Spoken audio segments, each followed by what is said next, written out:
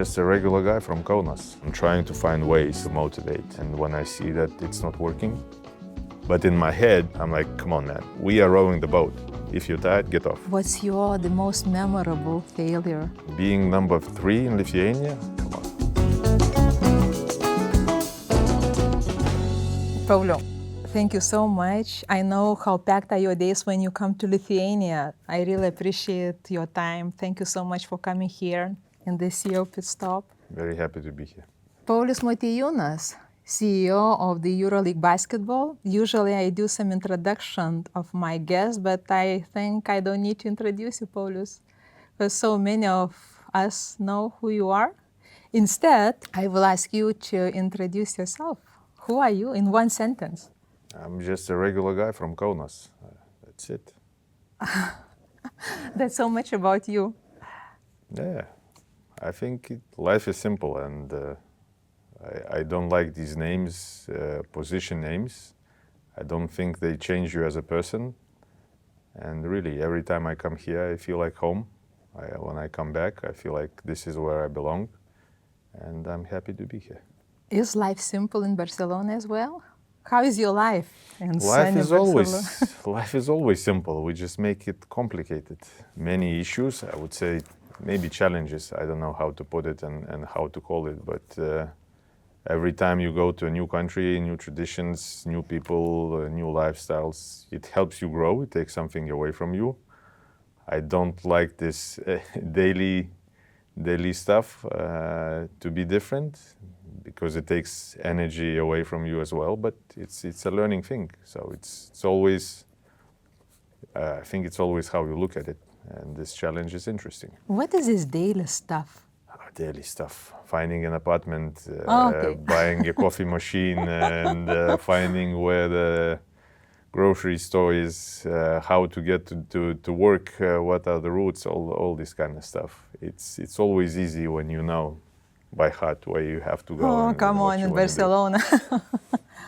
No, everybody thinks Barcelona, when I travel there as a guest, of course, wonderful city. When you have to live there with 2 small kids, it's, different things that you have to solve. But I'm not saying it's a wonderful city, of course. What do you like the most there?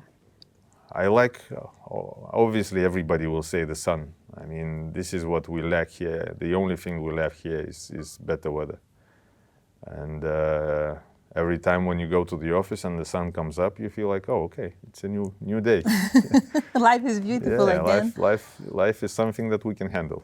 Nice. So where it all started? What was your first job ever? Official or not official? Let's start with the second one. Official, I was a manager in a nightclub. This was my first official job. Managing? Manager. Okay. I was not the CEO. I was a manager taking care of nightlife, sometimes being on the stage and starting the parties and all that kind of stuff. So this was my first official job. I was 18. What did it teach you? I don't know, many things. I'm not the guy to take out, something that, from this I learned this. I think you always keep learning. If you ask me what I remember, I learned how to play snooker, because we also had so at night there was a nightclub. At the daytime we had a pool tables to rent and all that kind of stuff. So one guy taught me to play snooker. I remember we had conflicts with the CEO, and that's the first time I learned that if you shout at me, I shout back, no matter what. At the age of 18? Yes. I remember we had a fight, a normal fight, not a fight, just a discussion about how we need to do it, and I was probably too direct, and he, it was a verbal. Okay, the exchange. verbal fight. Yeah. Okay. No, it was verbal. So he started shouting at me, "No, you're not listening," and I said, "No, you're not listening." And I remember his wife was there, and I didn't even got nervous. We shouted, and we found a solution, and that's when she said, "Do you understand that you were just shouting at the CEO?" I said, "Sorry, Simple guy? Yeah, it's just what happened, you know. You attack me, I fight back, and I protect my ground. I protect what I think. It's you know, I'm not gonna. If eventually we agree to disagree and I have to follow your instructions, but you have to prove it to me. I mean, this is it. What happened afterwards? Nothing. We continued perfectly. We kept working and everything was okay. It's not that, you know, he wanted to fire me, and again, it was not personal. It was not about, you know, something that was out of the blue. It was just we were fighting to what solution we need to do at work, and we had different opinions. And then we found what is the middle ground, and then we went that way. So that was official job, and Yeah. then unofficial. Unofficially, in those times, we always helped the parents. So when I was 5, my father was working with cars, and I was always there to help him. Then we had a small family kiosk, you know, with my grandparents. So I remember I was 10 selling beer to people and all these things. So in the summer, I was always helping my parents. On the weekends, I used to go there when I could help as well. It's all these, now we have Christmas break coming. I would go there and live with my grandparents and help them. So I was always there, you know, because it was interesting. How do you usually help now when you come? Wherever, you know, now maybe not physically. When you're older, younger, you have to help physically, you know, bring something, do something. Now, listening, talking, discussing, trying to unlock where they are stuck. I mean, my parents, my brother, everybody around that you have. And just have, you know, spend some time together to rub and connect. How often do you have this luxury now to spend time with them? I'm not a great guy of doing this. So for holidays, I said, you know, we have to do it. It's not that I like it, but I think now it's also changing with the kids. When I have kids of my own, I want them to connect with the people in the family. Before kids, I used to go to visit my sister who's in Canada because she had small kids, and I wanted to be a good uncle to teach them all the bad words, all the bad stuff. So yeah, that's not often, but we said in our family we have Christmas, we have Easter, and then once a year we have 1 week together with the families for holidays, 3 times per year.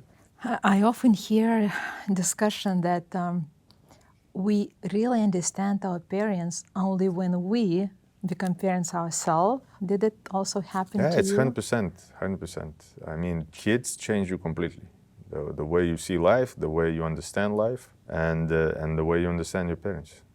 My bigger one is 3 years old, and I already remember what I'm telling him. My mom used to tell me, and this is a shock because, you know, I never thought about it this way.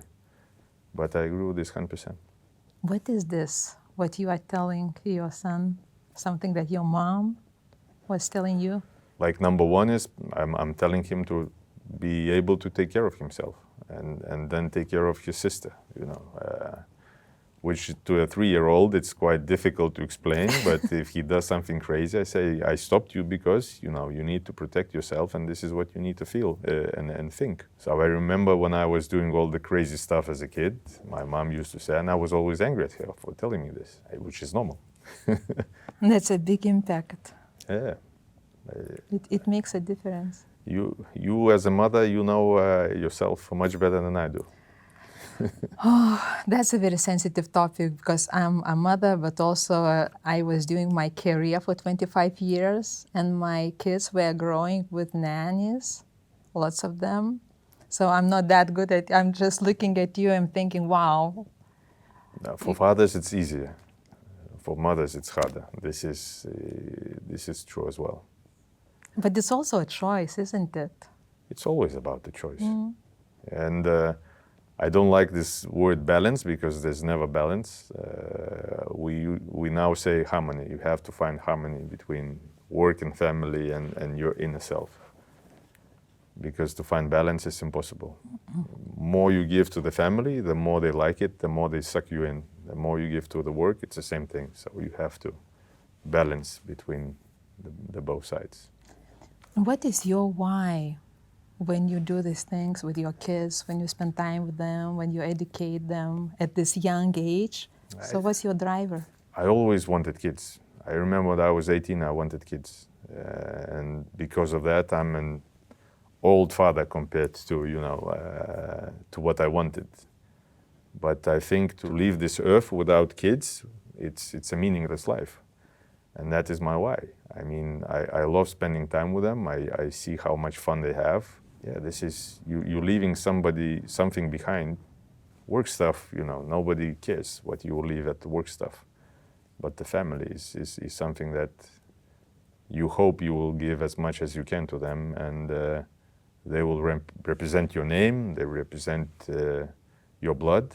So that is the why. It's the meaning of life, if you can call it the meaning of life.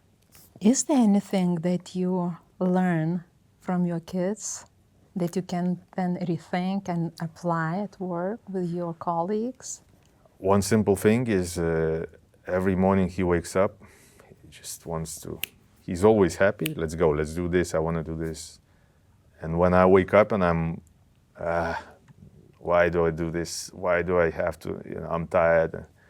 So when you have this at home, like, this is, you see how our everyday life then, again, puts you in some restrictions, they suck the life out of you.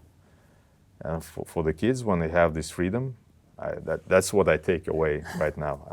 I have to be like him. I have to be positive. He thinks everything is still great and no restrictions. All he cares about eating, pooping, and that's it. So, and then it's all about good time. So that's the number one that I take from him now. What happens to people when they grow up?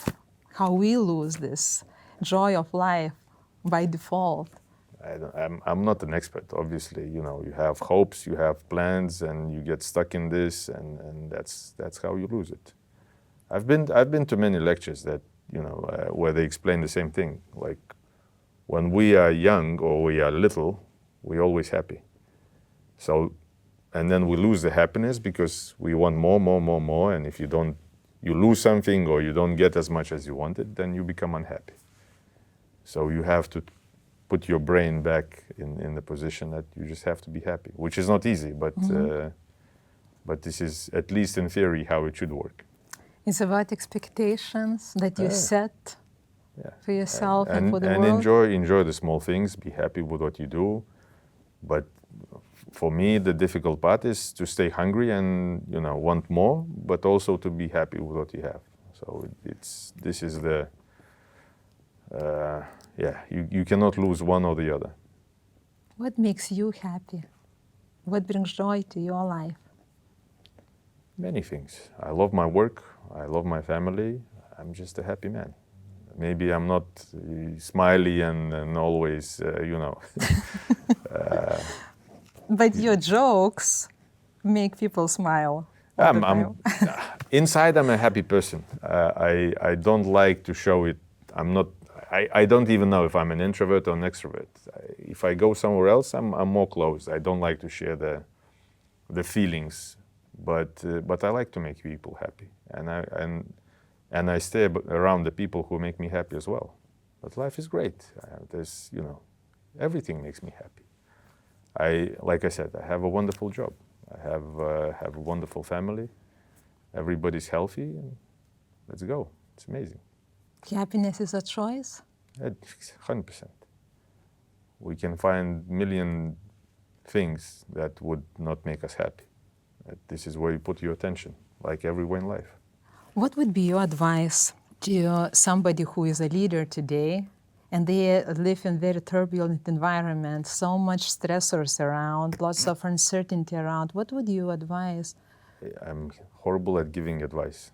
Okay, whatever.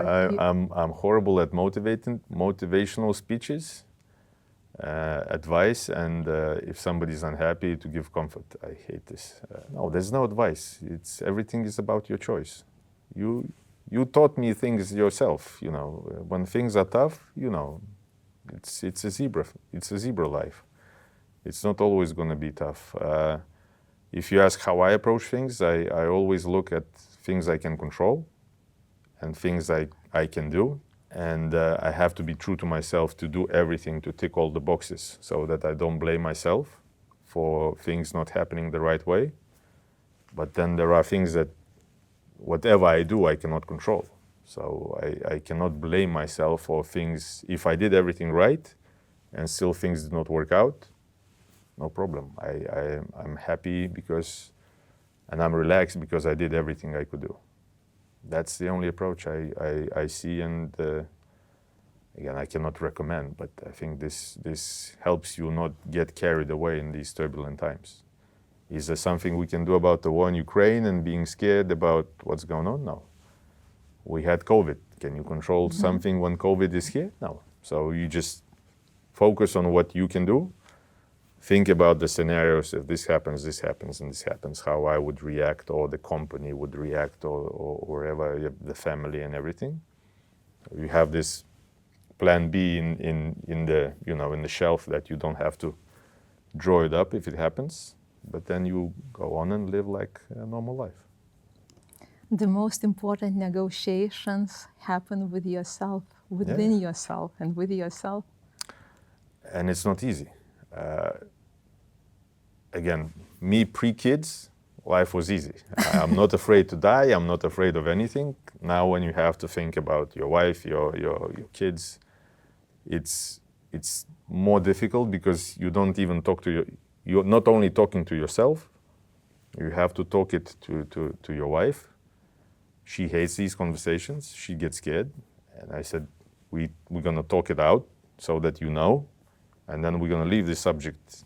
But you have to, it's uncomfortable, but you still have to do it. And I think this is our job as leaders or CEOs or whoever, to have these uncomfortable conversations before and if, these things will happen. What was the most uncomfortable conversation you ever had as a leader?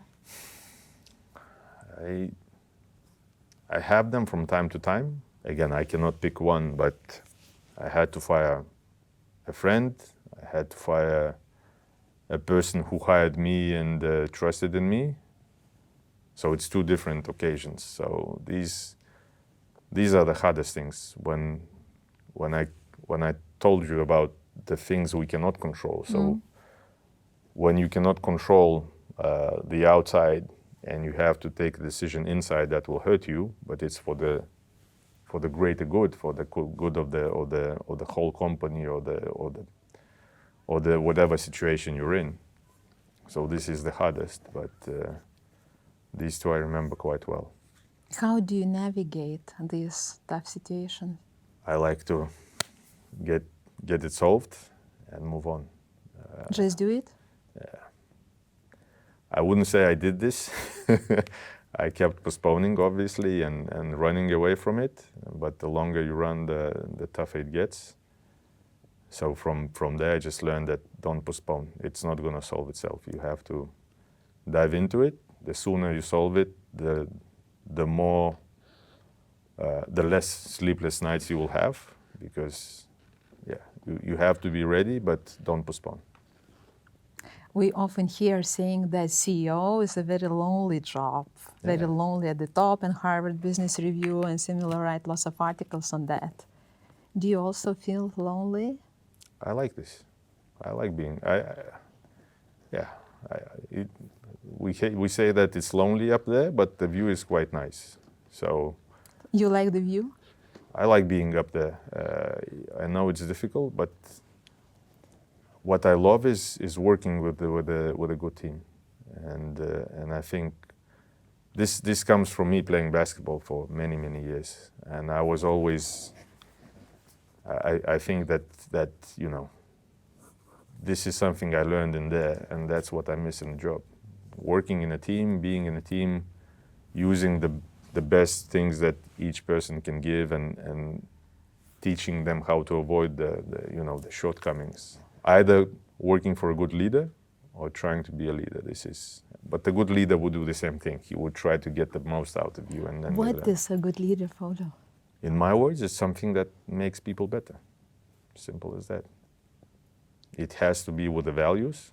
I think the most important thing is to have the values connect, and if you see the same values in the company and the person you're working for, then you have to grow. This is the good leader, the one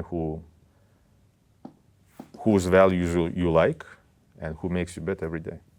This is the good leader. What are yours? Your values? The ones that you would never compromise on? Honesty.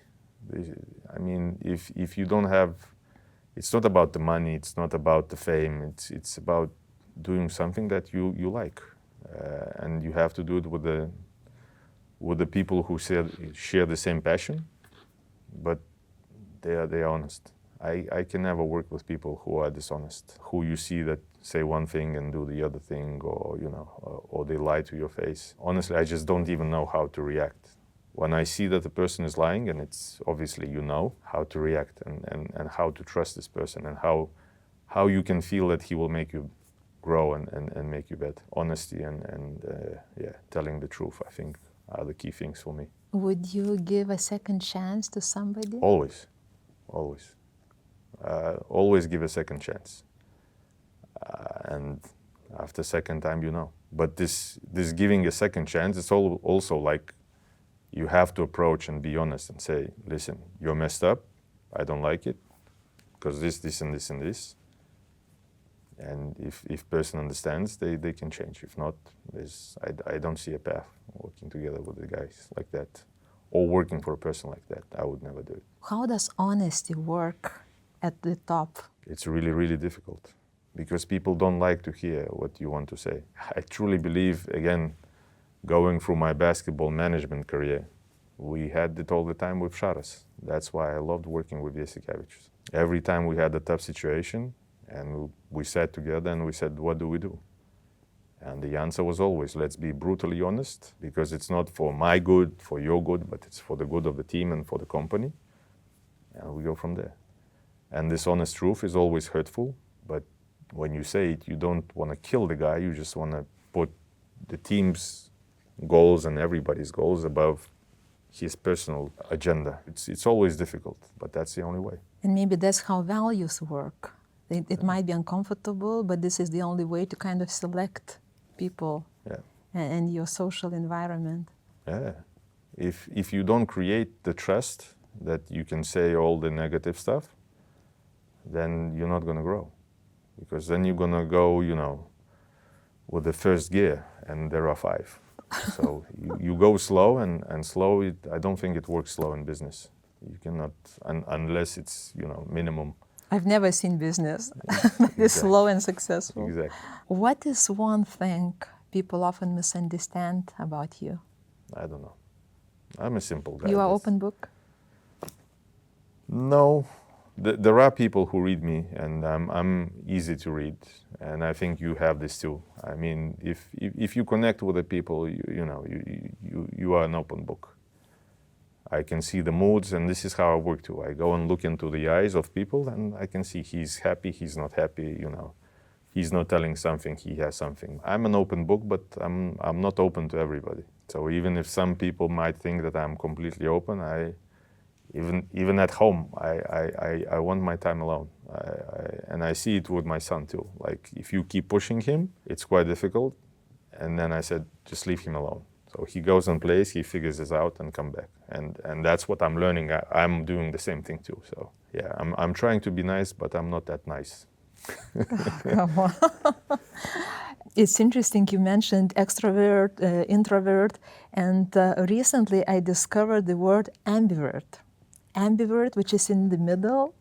This is someone who loves being with people, spending quality time with them, usually in smaller social setups, but then the person needs time to recharge. Some quiet time, some time with herself or himself, just to recharge. So maybe that's something about you and your son also. The balance, charging and giving something, sharing something, but then coming back and charging yourself. Yeah, I have this discussion with my wife a lot, because when we go somewhere, we come back and she's just has a lot of energy, and I'm drained. And I cannot say I had a bad time. I had a great time. But like you said, let me now be with myself so I can pick out what I learned, what was good, what was bad. But some people take it as a bad thing, because you spend one good day, then you want another good day, I spend one good day or one good weekend. I'm like, thank you, now let me do my thing. So maybe that's a new thing, a new term. Especially being at the top, being in CEO shoes, you have to find your ways how to charge your battery. I think it's on the people as well. There are people that I know that just want to keep going all the time. And I think as a CEO, you still have this clown hat on. You have to put this clown hat on because you have to make everybody feel happy and like I said, feel the mood. And in order to do that, you have to take off the CEO hat and come with a, like you said, with a joke or with some anecdote or with some... But it comes very natural to you. But it's not easy. Really? There are I thought people, that it's just coming. No, you have to, you also get tired of this because it has to be back and forth. And if I go to Spain, to Barcelona, Catalans are quite closed. So I get tired trying to unlock them. If you unlock and you see that you bond and you are both unlocked, then it comes easy. 9 out of 10 times you're the guy telling the joke and everybody expects you to tell the joke, then it's some pressure, You are drained. Yeah. So you need, like you said, you need some time with yourself to recharge and motivate yourself again because you know that it's not working, but it's maybe a cultural thing. You don't blame it on yourself. How do you charge yourself? What are your ways? I have many ways. Sports, nature, I think that the two most important ones. Now the kids, I'm still trying to learn how to recharge with them. But for me personally, go out to nature, hunting, running, going into the forest, whatever. And sports. When you are in Barcelona now, most of the time, so what about hunting? This is off the list now. I don't Temporary. Yeah. This is not happening. This episode carries a little extra calm, thanks to Vytautas Mineral Spa in Birštonas, Lithuania, a place to recharge, reconnect, and find the balance, something every leader needs. We talked about unlocking people. It takes time and effort sometimes. How do you unlock people? What's your way? Just talking, finding something in common that you could... I want to understand how to unlock them. This is one thing. But I like motivated people. I have these 4 stages, and you obviously know. When we don't know what we don't know, and when we find out, some people go back to this position 1 saying, this is shit, this is bad, But then there are people who find out that they don't know and they want to learn more. And if you get them to the 3rd stage, then you meet and every time you share what you learned. And when he shares what he learned, I learn more about him and then we can go and grow together. And I think this is the essential part of the people around you that you have. So this is how I try to make them grow. If I find out something that the person likes, and you also know this much better than I do, but I always ask, what's your superpower? What do you like? And when you find out what the person likes, and if you do 80% of your time what you like and what you're good at, this is my job to put you in the situation that you would feel this way. Because then you're motivated, then you shine good energy, then you make others grow around you as well. So this is how I try to understand and then push them in the right direction. What's your superpower? I don't know, maybe I'm not easy because I'm direct, but I also believe that I cannot be with these masks and it's not easy, but I would say this is the superpower. If I don't like it, you will see, if I cannot tell you. But if you push me, then I will tell you. And it's not based on the mood. It's based on the way you see life. And I understand everybody, but I'll stick to my values, I'll stick to my lifestyle, I'll stick to the things that I like to do. I'm gonna be direct and tell you I don't like it, or I don't like what you're doing, or I don't like what you want me to do. Going back to the values. Yeah. What is the most challenging for you in your CEO shoes or CEO sneakers, I would say? Right now, or being a CEO? Being a CEO. I wouldn't say it's challenging. It's something that's difficult, but I also like it. I mean, being ahead and thinking up front. This is the challenging part, because you always want to grow. So the companies, it doesn't always go like this. So it goes like this. For me, the most challenging part is how do we not feel too well when we are on the top. For me, being in a completely bad situation, I know that you've heard about these CEOs, that there is the ones who are in a war that feel good, and the ones who are really good when things are stable. So when things are stable, with me, Not for you. Things are not stable with me.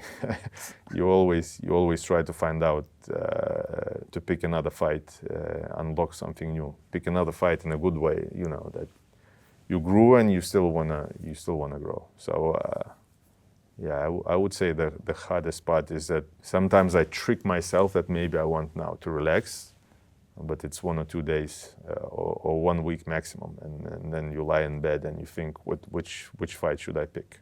What about these people who get comfortable, especially in good times in your team, if you have some?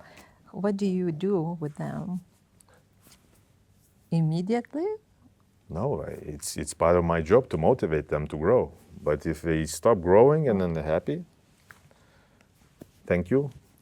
I really appreciate these guys because they help you grow. And I had one of the people, this is from the bad example, bad emotions that you said the toughest part.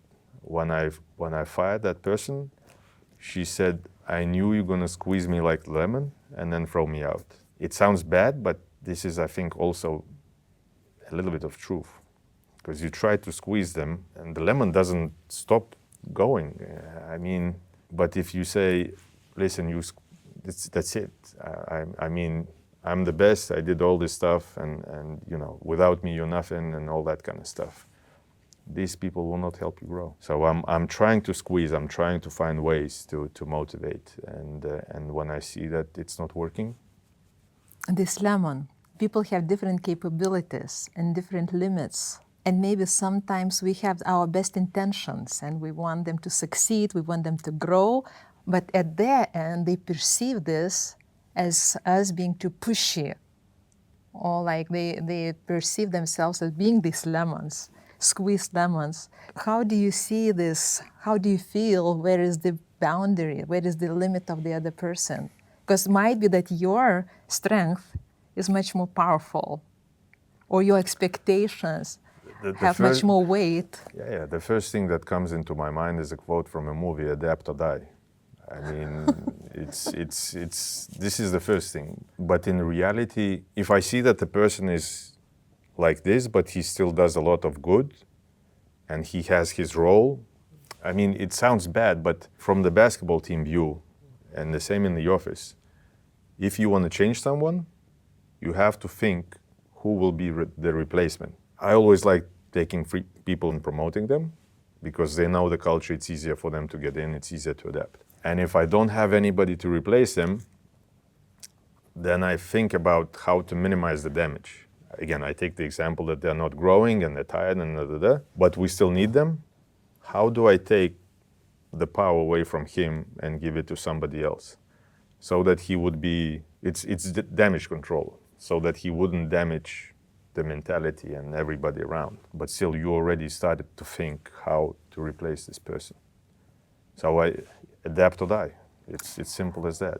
But from my experience, life is not black or white, and it's a process, it's a journey. It's not like one day you wake up and say, done. There are people who stay like this for 2 or 3 years, or even 5. I have a person 7 years, and I try to, you know, hey, and he comes motivated, I'm gonna do it, and then I see half a year down the road that he's not, he's still the same. But when you are CEO and you have C-suite reporting to you, so it's also about their responsibility to tell you that I'm close to my limits, or stop pushing me, I'm feeling like a lemon, a squeezed lemon. So, I mean, it's not only you who have to feel where are the boundaries, but also these people, these top leaders also coming back to you and giving some feedback one or the other way. either in the office, inviting you for a lunch and saying, well, enough is enough, something like this. I mean, being proactive, owning these situations as draining them most probably. You will not like my answer. Okay, tell me. No, if you're tired, go do something else. But I mean, they have to come and tell you. It shouldn't be you all the time pushing, searching, and trying to see where the boundaries. Yeah, they have to tell. I think many people are afraid to go and tell the CEOs this, especially me, because like I told you, I don't like to give comfort. You have to take care of your stuff. Like I'm not your babysitter, I'm not your mother, I'm not your wife, husband, or whatever. You have to deal with your stuff. I obviously see that you have something, if it's a family issue, if you're tired of job or everything. And I'm sorry, but I always say one thing. The door is right there. If you don't like it, just go. If you need time off, take the time off. If you need, something, tell me how I can help you. But don't bring your stuff to my table. Don't give me your monkeys. And I know this is not what you like, and it sounds much nicer when I talk. I'm not this direct when I talk to them. I'm trying to make it nicer. But in my head, I'm like, come on, man. We are rowing the boat. If you're tired, get off. Looking from values perspective, if honesty comes into play into this situation, and being in a team, I feel like a lemon and I feel squeezed. So I would come with all my honesty and would say, I feel like a squeezed lemon. What is the solution? Aušra, you're a squeezed lemon. What's the solution? What do you want? Would you listen to me? Yes. Okay, good. So I may come with some suggestion, but you expect from what I hear from your question, you expect somebody coming not just with the feedback, how they feel, but with the actions or, okay, what I do with that, and come with the proposal, right? Yes. Okay, then it makes sense. No, you would listen to proposal. Listen to proposal, say share the experience, because I've been there too, what I did. Like, what is the step one? What is the step two? Find out if you have somebody around who can help. I mean, I'm as a CEO, you're always supportive. But there's a thin line when you come with these excuses. Okay. And you want to use it, to stay in the job, get the same salary, have less responsibilities, and this is not how life works. Okay, got it. So it's about ownership also. Yes. Okay. So they have a chance. No. The ones who own their situation and come with the solutions. And okay, I don't like it, but here is the way to get out, and here is what I will do and what I will own, how I can get out of this. Even if you don't know the solution, even if you don't know because it's the first time you being there, you don't understand what's happening, you can share the experience, and then there's always help. There's different conferences, there's different people you want to meet. Traveling helps, take some time off, clear your head, because it's normal. You get sucked in and you get tired. Bring back your harmony. This is a deal. Yeah. This is a deal. But don't come and say, after this 10 days, if you come back and you're like, oh, it's even worse. Give me another 10. Yeah. And I'm sorry. No, these days doesn't usually help. The days only.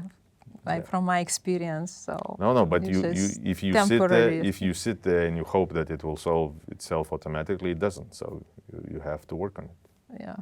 Okay, so let's get out of this topic. Failures.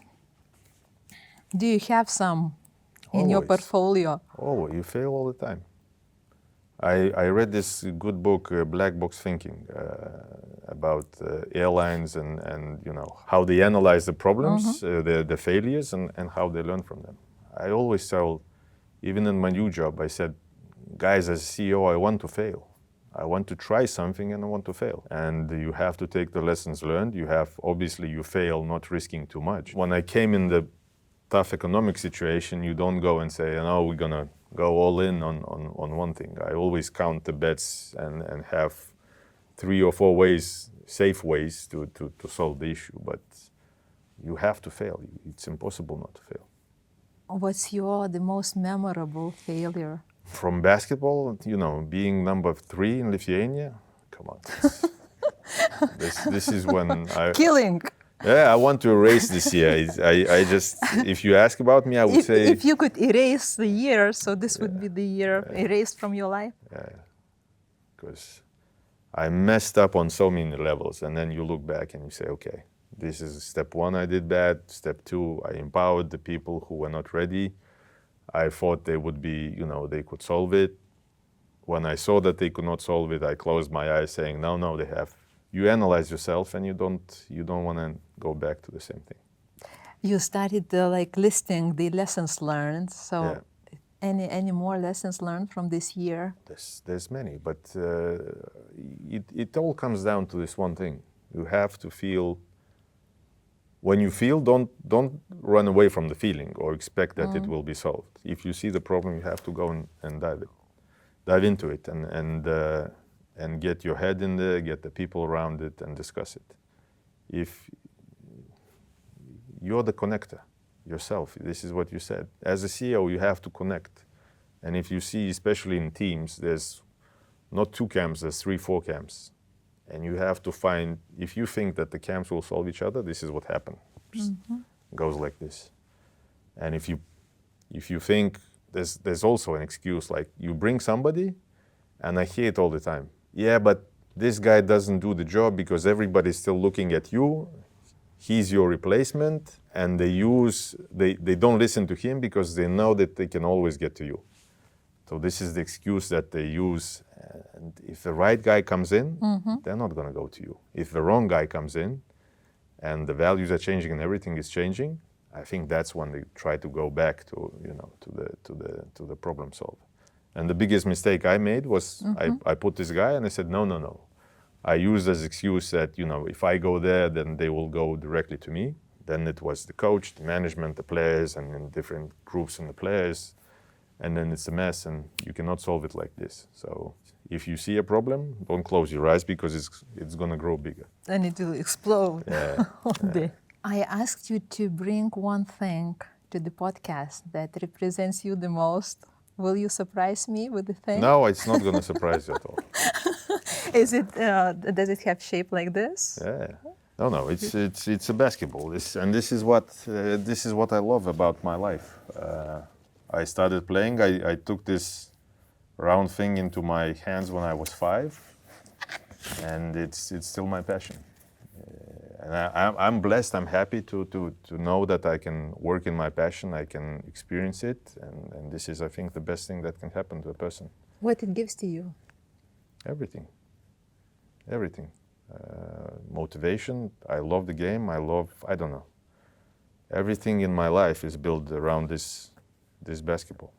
Simple as that. Is your son feeling the same? He's 3 now. 2 years to go. Yeah, I'm not that kind of guy. I'm with this mentality that it doesn't have to be this for him, but I wish he would find this, in his life. And I feel my brother is much younger than me, 11 years younger, and he doesn't find his passion. And I see how He's difficult. still searching. Yeah, and some people don't find it in their lives, and that's why I say I'm really blessed, because if every time I take this ball, I go to shoot, I forget everything. You only worry about you're gonna make this or not, and that's it. And it stops the time. It cleans your head. It does everything to change. And I really wish that all the people could experience this. If I would come to you and say, well, I'm lost, I don't know what's my passion, what you would tell me? It's your problem. Help me. No, it's your problem. Thank you for being honest. I'm not going to fight your passion. If you sit on the couch and hope that the passion will knock at your door, it's not going to happen. You go and try it. But Get out of your couch. Yeah, this is completely... Go to explore the world. Yeah, but this is completely your personal thing. There's no advice. You just go and try. And there's so many things I tried, and all the time in my life, you do things until you're good. If you do and you're mediocre and you're low level, I don't do it. Like I love playing, I love listening to the guitar, like when people play the guitar. I tried, I could not learn. It's not like I'm gonna still try to do it. I'm not good at it. I like to listen and I admire the people who are good at it, but this is not my passion. Maybe not playing the guitar, but listening to the guitar is the passion. Where is your green Harley Davidson? It's still at home. And no, it's funny, and I go back to the kids and how they changed my mentality. I love driving, but every time I go on the bike, when I was alone, I said, you understand that this can be the last ride, because it's not safe, especially in our country when people are not used to, and I'm not saying about myself. As myself, I never wanted to buy.